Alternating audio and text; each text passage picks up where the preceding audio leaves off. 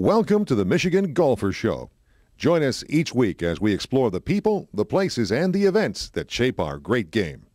Hi, I'm Jack Berry, and I'm at the West Michigan Golf Show with Kevin McKinley from the beautiful Treetops Resort up in Gaylord. Now, you've got a Ryder Cup type event between what? U.S. and Canada, actually, and this was kind of my brainchild a couple of years ago, and how this event has grown is just awesome, and we're expecting 100 players this year, 50 on America and 50 on the Canadian teams. And 2 years ago, we instituted this, and we had 8 versus 8, and we actually had 10 Americans and 6 Canadians, but we had 2 guys from Ohio that we said, you know what, you guys can be red and white, because they want to be red and white anyway. So they were honorary Canadians, and the funny thing is that when they came back last year in 2010, we had 34 against 34, and again it was actually 36 Americans and 32, but they actually were the first ones to sign up, and they said, we don't want to play for America, we want to play for Canada again this year. So we have 2 guys that are always going to be honorary Canadians that are from Columbus, Ohio.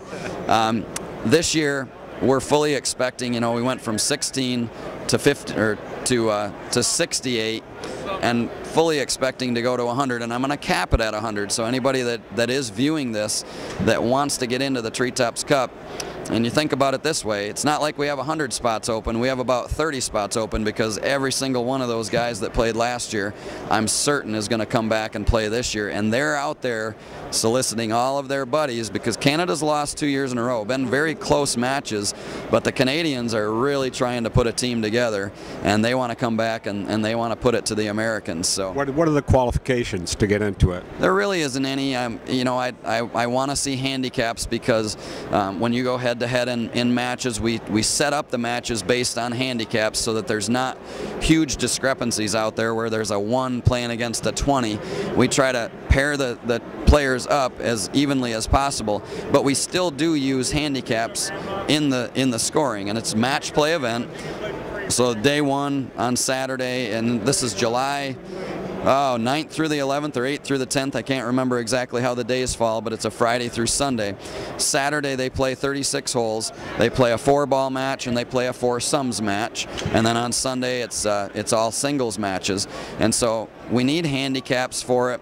If we don't have a handicap but somebody signs up well enough in advance, I can take 4 or 5, 6 scores, something like that, and calculate a pretty accurate handicap and get that. So really there isn't any qualifications. What course do they play? They're going to play the Fazio, the signature, in their 4-some and 4-ball matches, and then they're going to play the tradition in their singles matches, and that's going to be a lot of fun.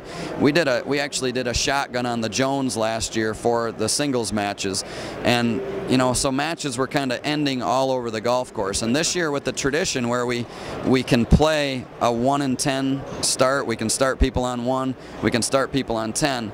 It'll have a lot more Ryder Cup feel to it, to where the early matches out there can then go back and they can find the late matches and cheer on their fellow competitors. And these guys have just, they've kind of become a brotherhood in itself, not only for America or not only for Canada.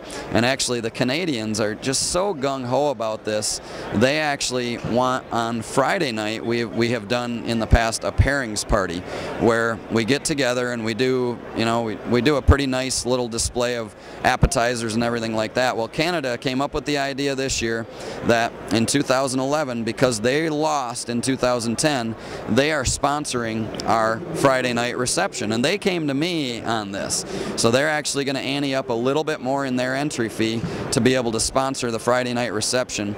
They're going to have Canadian kegs of beer and everything like that, and so they really want their American brethren to be able to experience a real Canadian reception. So that's terrific. Now, does everybody have a uniform? Do they all They sure do. They, you know, everybody gets, and the equipment companies or the apparel companies have been really great to outfit our teams in this, and so everybody has a hat. So they get one hat when they sign up for the event, and then they get 2 shirts, and so they know what color they're wearing. If it's you know, if it's Canadian Red Day on Saturday, then the Canadians all know to wear red, and maybe the Americans know to wear blue on Saturday, and then it might be a white shirt or something like that on for their Sunday matches. But there are 2 shirts that they do get for this particular event. Now, is the cup bigger than the Ryder Cup? The Ryder Cup isn't too big as far as the actual cup itself, but an awful lot. There's an awful lot of hope and desire and everything else that goes into playing for it. No question. It's, you know, it's about yay big, which I think is about the same as the Ryder Cup, and it actually has. And this I have to rethink a little bit. I'm probably going to have to get a base for it, because originally I engraved the 8 names of the American team that won 2 years ago. Well, I got 34 names to put on this particular cup this year, and so you know, and in 2011, hopefully 50 names are going to go on that cup. So I'm probably going to have to rethink exactly how I'm going to get those names engraved on there. But it does have a lot of desire. It actually has a little lid to it, and it is actually a cup.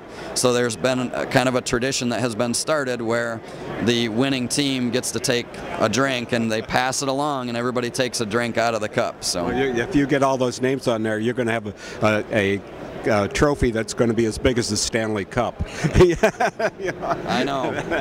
So and that goes from here to here. Like, I know the guys don't want me to change the cup, so I'm going to have to rethink and probably do a base for it instead.